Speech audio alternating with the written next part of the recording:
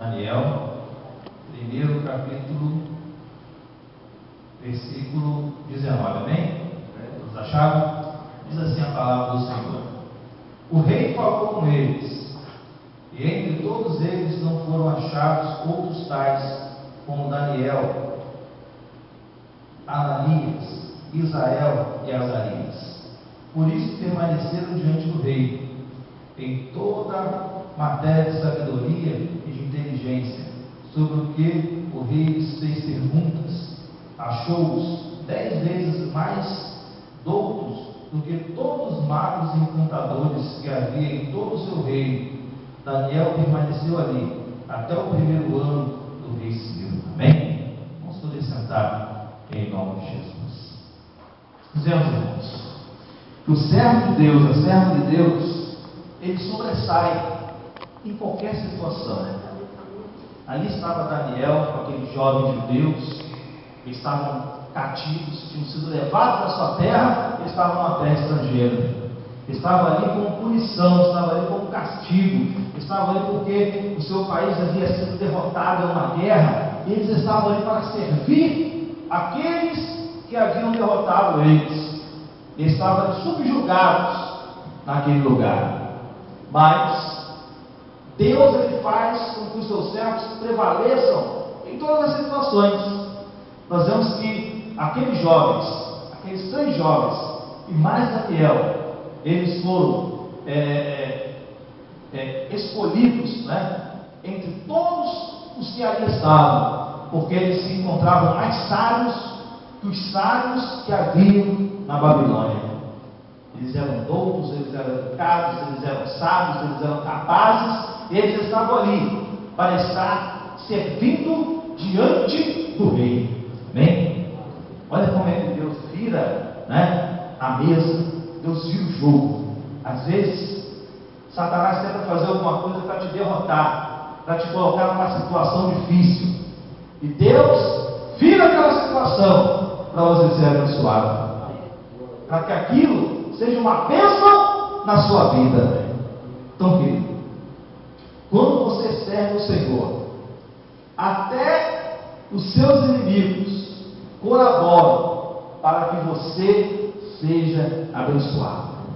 A artimanha dos seus inimigos, das pessoas que não gostam de você, aquilo que elas fazem, elas acabam promovendo você, promovendo o seu ministério, te abençoando, fazendo com que você sobressaia.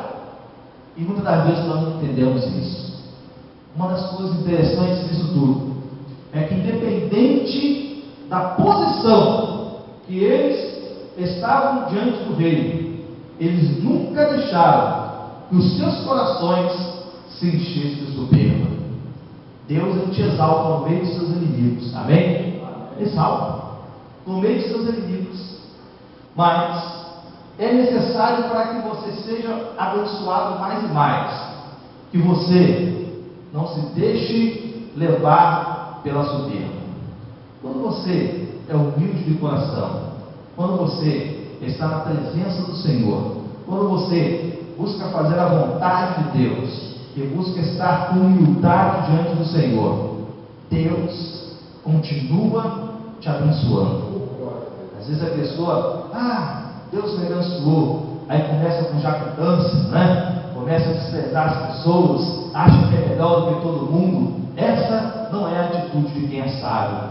E Daniel e aqueles 3 jovens eram sábios, e a Bíblia diz que eles foram achados mais sábios que os sábios da Babilônia. Outra coisa interessante, irmãos, que nós vemos para uma grande vitória em nossas vidas. Esse é o culto da vitória, nós temos que falar de vitória, amém? É que, mesmo você sendo abençoado no meio dos seus inimigos, você não pode ser, ou você não pode começar a fazer parte daquilo que eles fazem. Ou seja, você não pode se misturar com eles, ou seja, você não pode se agregar a eles, ou seja, você não pode ser igual a eles. Você sempre vai ser diferente, amém? Você não é servo de Deus. Você pode ser abençoado no meio dos seus inimigos, mas você vai continuar sendo servo de Deus e não vai se deixar levar pelas coisas que acontecem em seu benefício. Nós vemos, irmãos, que esses 3 jovens eles foram colocados à prova. E ali eles estavam diante da fornalha. E diante da fornalha do perigo, eles permaneceram sendo os mesmos crentes que eles eram. Eles poderiam, não vou perder essa posição, vou morrer. E aí ele ficava falando ali para eles: olha, vocês vão morrer. Ele falou assim: não, se nós tivermos que morrer, vamos morrer. Só não vamos nos curvar diante da estátua. Por quê? Porque nós cremos num Deus vivo. Amém? Daniel teve todas as oportunidades do mundo, mas ele nunca se deixou abater. No momento que baixava o decreto dizendo que não poderia ser feita petição para nenhum homem ou para nenhum Deus, a não ser ao rei, ali Daniel, costumeiramente a Bíblia diz que ele abria sua janela, não é isso? E ele, voltado para Jerusalém, ele fazia as suas orações. E embaixo do decreto do rei, ele abriu a janela e ele fez as suas orações. Amém? Ele não deixou de ser o crente que ele era. Às vezes a pessoa entra numa empresa, às vezes a pessoa é abençoada, às vezes a pessoa abre um negócio e ela começa a deixar de ser o crente que ela era. E ela começa a perder as oportunidades que Deus teria a mais para a sua vida. Amém? Tem que permanecer a pessoa que você era, porque a pessoa que você era fez com que as oportunidades acontecessem, mesmo no meio dos seus inimigos. Amém? E ali Daniel, ele abriu a janela e orou ao Senhor. E ali, irmãos, a Bíblia diz que ele foi sentenciado a ser jogado na cova dos leões. Tem hora, irmãos, que você vai parar na cova dos leões mesmo. Não tem jeito. Os leões dessa vida vão estar vorazes contra você. Por quê? Porque o mal não quer você bem. O mal quer você destruído. Bem? Mas eu quero dizer algo para você: quando você é um crente de verdade, permanece sendo o mesmo crente que Deus chamou, e que Deus abençoou, e que Deus deu vitória no meio dos inimigos, Deus fecha a boca do leão. E o leão fica desprezado, o leão fica humilhado, o leão cai por terra, e você vence dentro da cova dos leões. Qual seria o milagre maior?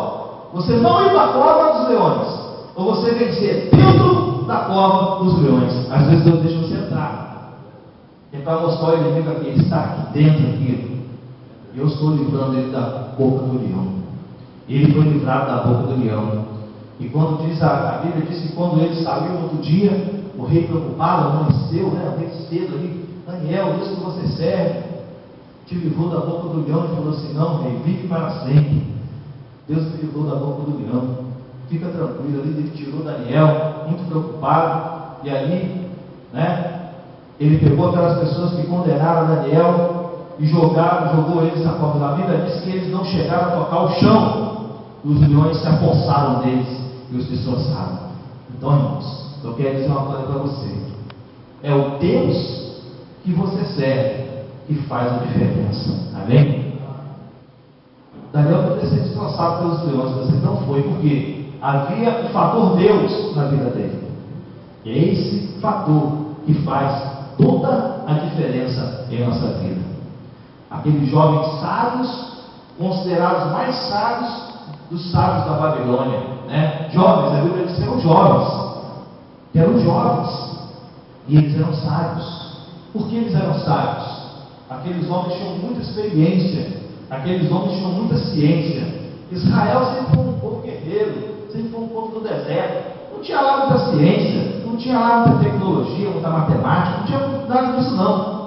Mas eles tinham algo diferente dos outros povos. Eles tinham o Espírito de Deus, o Espírito de excelência, que enchia eles de sabedoria.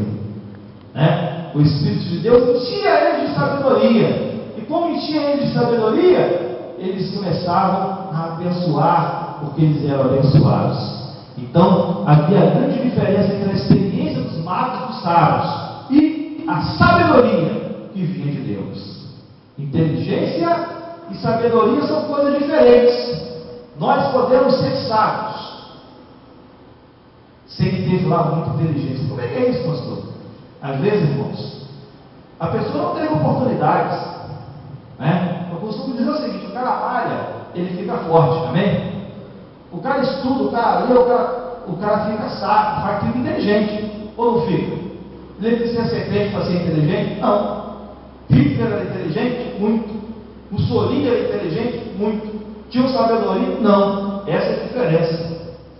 Às vezes a pessoa não teve oportunidade, a vida não deu oportunidade a ela. Teve que trabalhar muito cedo, teve que ser rico de família, passou por situações adversas, passou por crises na sua vida, mãe doente, pai ausente, criou irmão. Essa pessoa, gente, não teve oportunidade de estudar, né? De chegar a algum lugar. Talvez o pouco que sabe com muita luta, com muito esforço, né? Com muita dificuldade, mas às vezes é uma pessoa que está na presença do Senhor e ela é cheia do Espírito de Deus, o Espírito de sabedoria, amém? Essa é a grande diferença entre inteligência e sabedoria. Bom seria se nós tivéssemos inteligência e sabedoria, mas mesmo que a inteligência ou o conhecimento, vamos dizer assim, falte, a sabedoria de Deus não falta na vida do crente, porque o crente, ele é cheio do conhecimento de Deus, amém?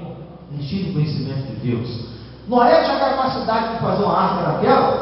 Noé era um homem ancestral, irmãos, um homem bruto, um homem que vivia no deserto, vivia numa situação, um dos homens lá no início da humanidade, né? Os anos não eram nem muito contados, e ali Noé tinha não. Deus, o que Deus fez? Deus deu toda a trajetória da arca para Noé. Se você pegar lá o livro de Gênesis, você vai ver Deus falando de medida, falando disso, você vai fazer assim, você vai fazer assado, você vai dobrar desse jeito, você vai colocar dessa maneira, você vai revestir com betume, você vai fazer assim, assim, assim. Deus deu todas as coordenadas para Noé, e Noé construiu uma arca poderosa, e venceu 40 dias e 40 noites de uma tempestade que nunca aconteceu. A Bíblia diz que Deus abriu as câmaras internas da terra e jogou água para cima, e Deus abriu os céus e jogou água de cima para baixo.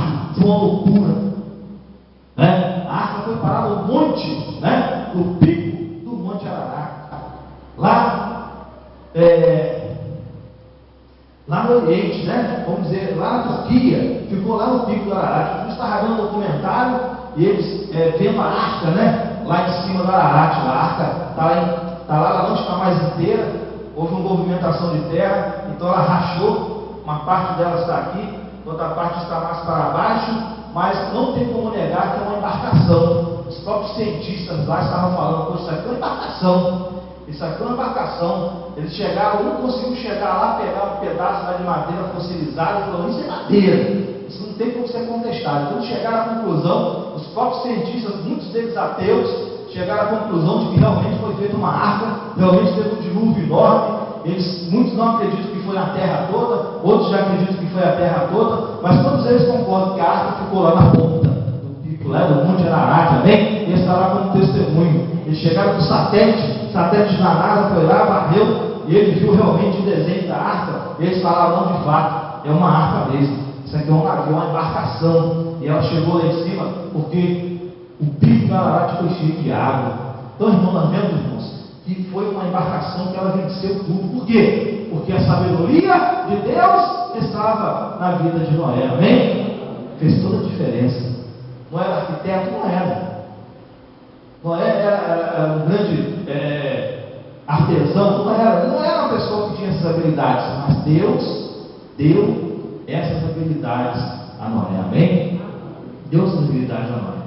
Nós vemos, irmão, que Davi tocava muita harpa. Mas quem ensinou Davi? Ninguém. Ele foi cheio do Espírito de Deus. E a Bíblia diz que quando ele tocava, Saul era endemoniado. A Bíblia diz que Saul era atormentado por espíritos malignos. E quando ele tocava, aquele espírito se encolhia, se afastava. Por quê? Porque ele estava tocando cheio da unção de Deus. Esse era o grande diferencial da vida de Davi, né? Ele era um jovem cheio do Espírito de Deus. Esses jovens, irmãos, eram cheios do Espírito de Deus. O grande diferencial da vida deles foi Deus. Eles venceram dentro do local local onde eram para ser atormentados. Quando chegaram cativos, escravos, eles foram vencedores. Amém? Deus faz essas coisas. Deus faz coisas assim, abençoadas, e nós muitas vezes não entendemos. Amém? Eu quero dizer para você que Babilônia era o berço da humanidade, né? Foi Babel, né? Foi ali onde foi criada toda a humanidade no crescente fértil ali, onde teve a Torre de Babel. Dali se tornou Babilônia, e se tornou um império tremendo, com conhecimento ímpar, com grandes sábios, né? Ali realmente tinha arquitetos, ali realmente tinha engenheiros, ali realmente tinha astrólogos, né? Tinham pessoas que conheciam a ciência, a matemática, mas eles não tinham algo que aqueles jovens meninos tinham. Eles tinham o espírito de sabedoria que vinha de Deus. Era todo diferencial. Irmãos, você não precisa do conhecimento de ninguém. É isso, pastor. É bom você se virar no que quer. Você pode observar as qualidades de alguém e ter essa pessoa como exemplo na sua vida. Mas você não precisa da sabedoria, você não precisa copiar essa pessoa, você não precisa ser um nosferatu, você não precisa ser um vampiro intelectual e pegar tudo que aquela pessoa tem. Não, você pode sim e deve receber a sabedoria de Deus. Nós lutamos tanto para dizer que o intercessor entre Deus e o homem, Jesus Cristo, né, é o Espírito Santo, é Jesus. Nós temos contato com Deus, e agora nós queremos ter um monte de intercessores, nós queremos ter um monte de dificuldades, e isso não é bom. Nós temos que receber a sabedoria que vem de Deus, porque a mesma sabedoria que Deus coloca no pastor Marcos, Ele coloca em mim, coloca no diácono, Ele coloca em mim, né? E Ele vai fazendo essas coisas, e cada um age de uma maneira diferente. Amém? Aqueles jovens foram jovens que trabalharam no palácio, no governo, e Daniel ele se destacou. Ele estava ali, né, como chefe, vamos dizer assim, dos políticos ali de Babilônia. Ele chegou a esse cargo no final, ele comandava todo mundo ali, e era uma pessoa muito cheia de graça. Mesma coisa José. José, ele tinha um diferencial, ele tinha o Espírito de Deus. E tudo que ele fazia baseado no Espírito do Senhor. E o Senhor falava com ele, e ele agia. O Senhor falava com ele, ele revelava sonhos, ele desenvolvia projetos, ele fazia coisas tremendas. Foi um homem querido, amado, ali do Egito. E ele desceu, aonde era para ele ser escravo, derrotado, perdido, vendido. Ele se tornou governador. Essa é a diferença, irmão. Porque ele nunca deixou de ser crente. Com tudo as suas mãos, ele nunca deixou de ser crente, ao ponto de falar, você pode adorar o Deus que você quiser, eu não vou te impedir. Hein? Você não precisa se curvar diante de mim, eu não vou te impedir. Então, irmãos, nós vemos, essa é a diferença daquele que está com o Senhor e daquele que não está. A sedução desse mundo não pode vencer a nossa fé. Amém? Então, se você quer a sua vitória, você tem que buscar a sabedoria de Deus. E você tem que buscar não se ensoberbecer, não mudar e ter fé no Senhor. São 3 fatores muito simples que Deus vai te abençoar poderosamente. Nessa noite, meu amado, você possa guardar essa palavra na tábua do seu coração, na sua mente, e que Deus te abençoe em nome de Jesus.